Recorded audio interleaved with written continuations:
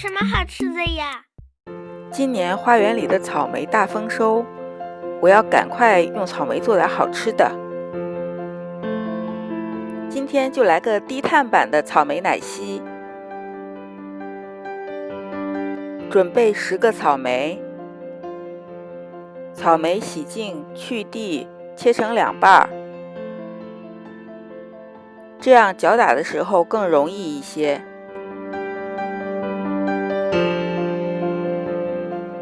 倒入400毫升牛奶，加入20克不会发胖的赤藓糖醇。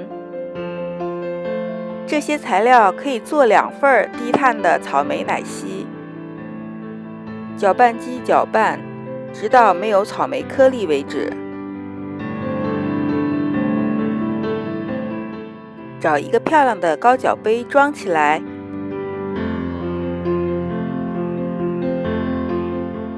再挤上漂亮的裱花奶油。去花园听女儿分享她粉红色的小秘密。